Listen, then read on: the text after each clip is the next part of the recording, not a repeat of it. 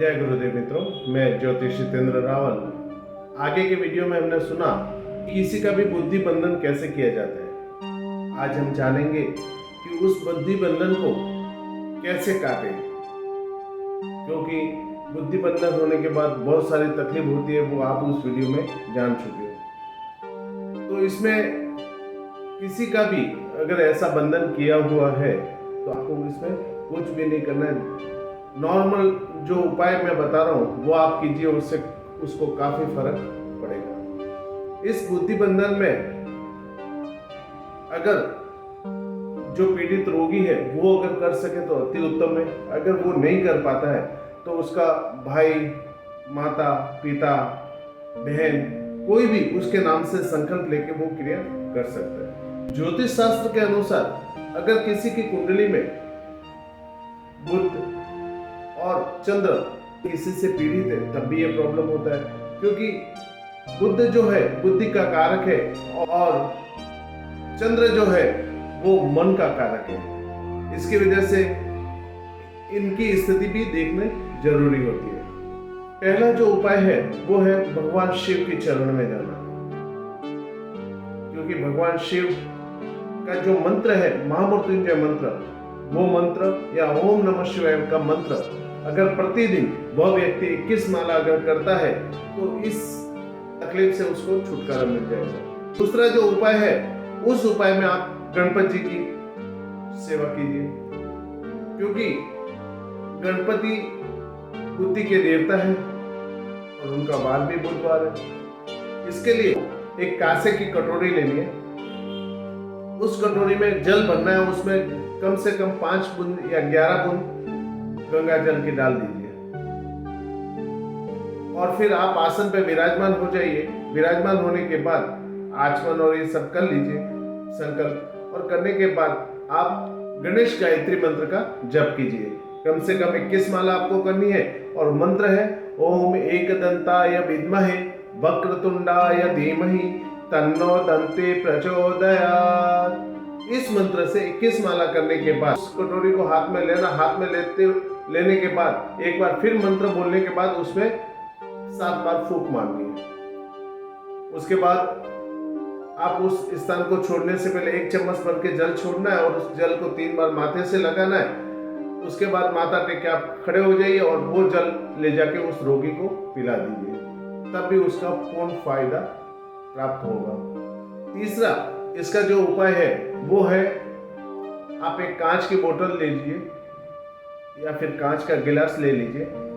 उस गिलास को या बोतल को जो भी लेते हो आप उसको पानी से भर दीजिए। पानी से भरने के बाद उसमें 108 जौ के दाने रखना है।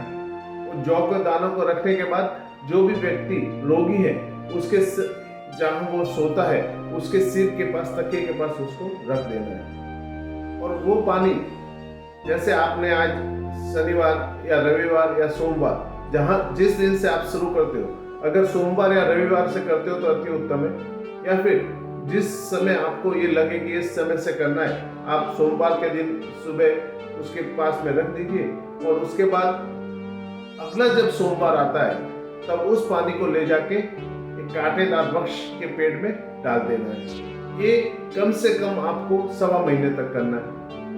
उस पानी को जब आप लेके जाते हो तो लेके जाने से पहले उस रोगी के ऊपर 7 बार घुमा देना है। घुमाने के बाद मन में आप महामृत्युंजय मंत्र बोलते हुए लेके जाना है और घर के बाहर कांटेदार कोई वृक्ष है तो उस वृक्ष में आपको डाल देना है। और अगर आपके पास कोई कांटेदार वृक्ष नहीं है तो उत्तर मुखी होके भगवान शिव को चढ़ा देना है। चौथा जो उपाय है उस उपाय में आपको एक का लोटा लेना है, उसको पानी से भर दीजिए। उसके अंदर जो नील रहता है, सूखा, लिक्विड नहीं, सूखा नील, उसको आप 1 चम्मच भर के डाल दीजिए और उसको रात्रि में उसके तकिए के पास रख दीजिए।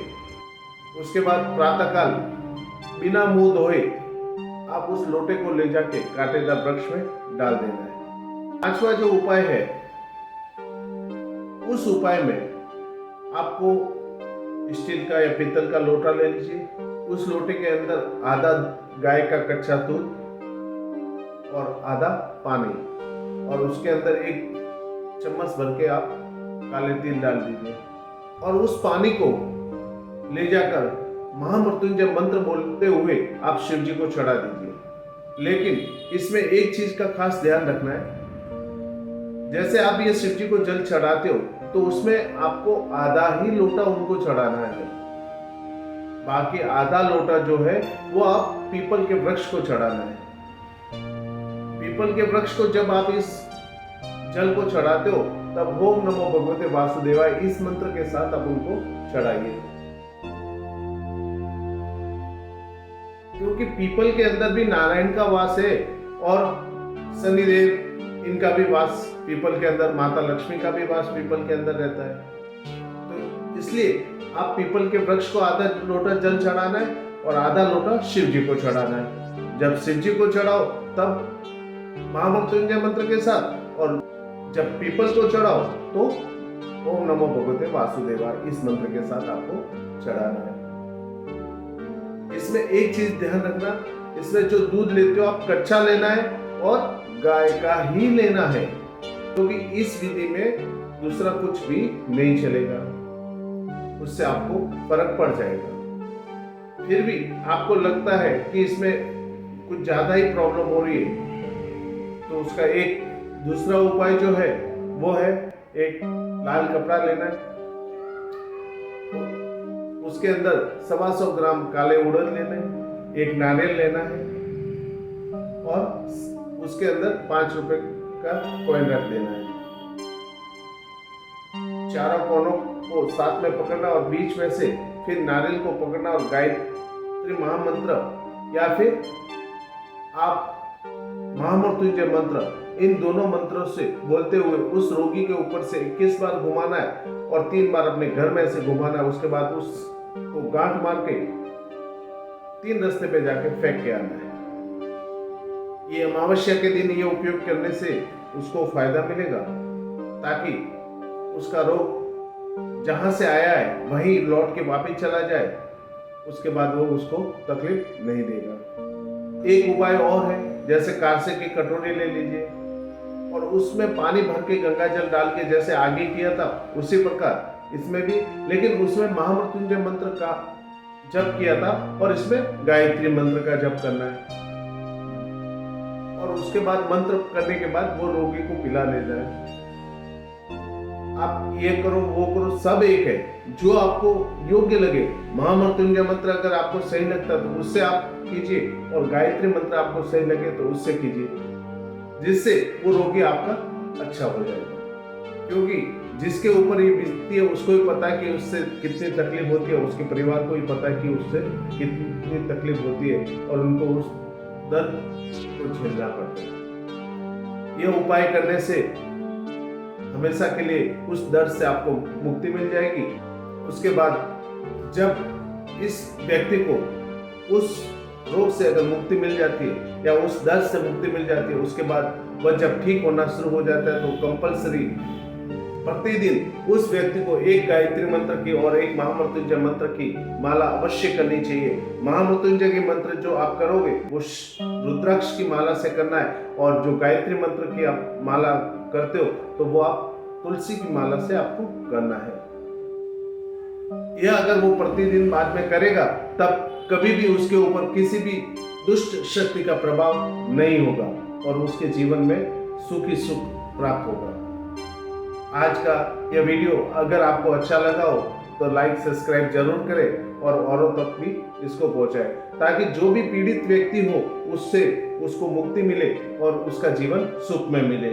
इस पुण्य का भाग आप भी लीजिए। इस वीडियो को आप औरों को शेयर कीजिए, ताकि कोई अगर पीड़ित व्यक्ति है तो वो उस दुख से उभर के बाहर आए और भगवान उसका भी कल्याण करे और आपका भी कल्याण करे।